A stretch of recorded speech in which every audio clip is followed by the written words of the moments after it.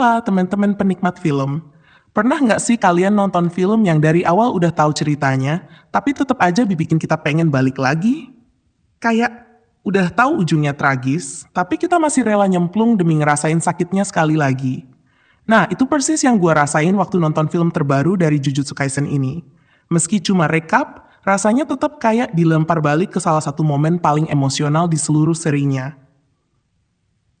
Jadi film ini basically ngerangkum 6 episode di season 2 tentang masa mudanya Gojo dan Geto, misi mereka ngawal Riko, tragedi yang datang bareng Toji, dan asal-muasal gimana persahabatan solid itu bisa retak. Kita udah tahu endingnya bakal pahit, tapi tetap aja ngelihat semuanya dipadatkan dalam format film tuh bikin vibe-nya kerasa beda. Kalau soal cerita, jelas nggak ada hal baru. Nggak dikembangin, nggak ditambahin, tapi juga nggak buang waktu dengan filler.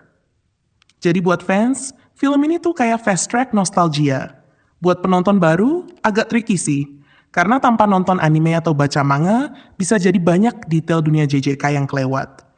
Tapi yang bikin film ini tetap nendang adalah karakter dan temannya. Gojo muda, arogan, tapi punya growth yang gokil. Dari dipuji yang terkuat, dihajar habis-habisan sama Toji, sampai akhirnya bangkit lagi dan benar-benar membuktikan kalau dia emang yang terkuat. Lalu Geto. Duh, ini yang paling tragis. Dari sahabat dekat, pelan-pelan jatuh ke jurang kegilaan. Dari sinilah kita bisa lihat bibit dia jadi antagonis di Jutsu Kaisen no. Dan itu bikin hubungan mereka berdua jadi kerasas. Nyesek banget. Toji juga gila banget sih. Dari awal udah kelihatan kayak mesin pembunuh dingin tanpa hati. Tapi ujung-ujungnya tetap manusia. Ada satu hal yang dia peduliin, dan itu cukup buat bikin dia lebih dari sekadar villain standar. Pertarungan dia lawan Gojo, dua-duanya, ronde pertama sama kedua, itu highlight yang bakal bikin lo susah kedip. Riko juga nyuri perhatian. Padahal screen time-nya sebentar, tapi dia ditulis tragis banget. Kepribadiannya bikin gampang sayang, mimpinya bikin kita peduli, dan pas akhirnya, ya lo tau lah. Itu momen yang bener-bener jadi titik balik, nggak cuma buat Gojo tapi juga Geto. Bayangin aja, mereka literally siap melawan dunia demi dia, dan ternyata semua itu sia-sia. Tapi ya, ini film rekap. Jadi jangan kaget kalau struktur ceritanya berasa nggak terlalu rapi kayak film beneran. Ada momen yang jelas-jelas dipotong biar pas jadi movie, dan itu bikin transisi emosinya kadang nggak semulus versi serial. Dan buat penonton yang nggak ngikutin animenya, wah, bisa berasa kayak dilempar ke tengah laut tanpa pelampung. Animasi MAPPA? Udah tau lah, standar tinggi. Smooth, brutal, cinematic. Soundtrack juga nggak kalah, apalagi lagu Where Our Blue Is dari Tatsuya Kitani. Gue suka berat sama lagu itu, jadi pas muncul di film rasanya makin ngena. Jadi walaupun enak ditonton ulang, ada kelemahan yang jelas. Ceritanya kehilangan ritme 3 babak yang biasanya bikin film lebih tight.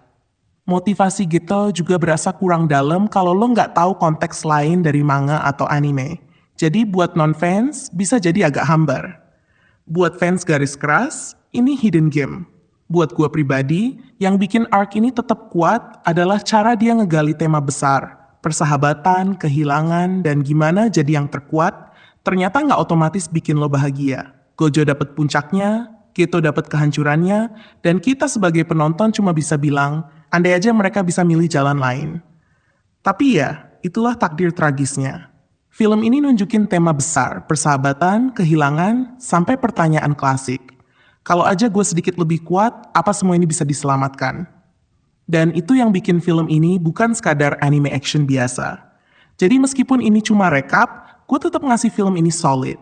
Emosinya dapet, aksinya keren, musiknya nansep, worth it banget nonton lagi di layar lebar. Apalagi kalau lo emang fans berat Jujutsu Kaisen. Jujutsu Kaisen Movie Recap ini memang bukan cerita baru. Tapi buat fans, ini tetap jadi pengalaman yang emosional banget. Nonton arc ini di layar lebar bikin tensi dan tragisnya kerasa berkali lipat. Anyway, itu pendapat gue. Sekarang giliran lo. Menurut lo, film rekap kayak gini masih perlu nggak sih? Atau cukup tonton anime aja? Drop jawaban lo di kolom komentar. Jangan lupa like, share, dan subscribe biar kita bisa terus ngobrol film bareng.